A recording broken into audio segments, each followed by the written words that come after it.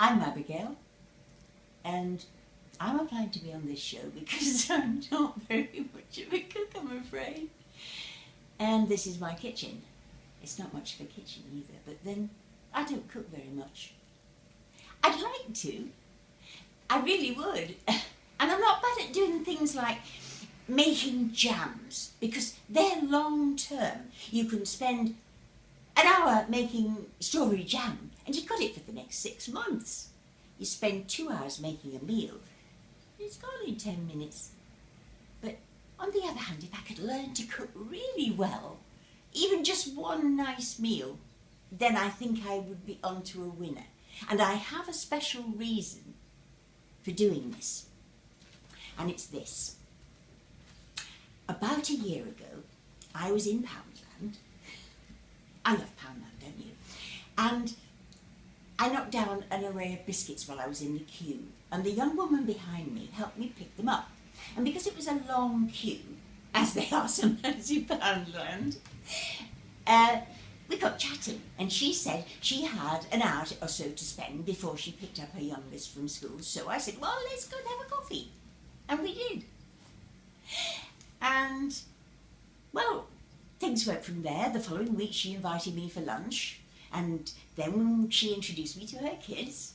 And, well, to cut a long story short, it's going to be a year on the 13th of September, and her kids now call me Nana Abigail. She introduces me to her friends as her mum, because both her parents are dead, and the kids have only got one grandparent, and that grandparent lives in Turkey. And we started the business of me cooking lunch for them, because I'd been going to Sunday lunch with them all the time, you see. Well, I can't cook, so I got something from Marks and Spencer's and I passed it off as my own. And they thought it was fabulous. So the following month, I got something from Morrison's and I passed it off as my own. They thought it was fabulous. But then I almost got caught out because they asked me to do the lemon chicken again, and I went to Marks and Spencer's and they didn't have any.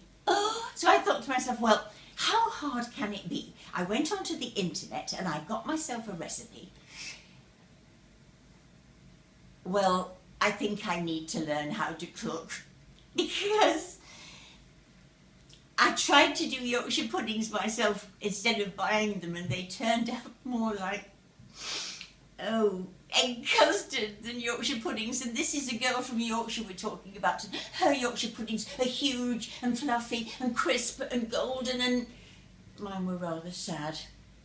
So please have me on your show and teach me how to cook one good meal, and I promise I will confess.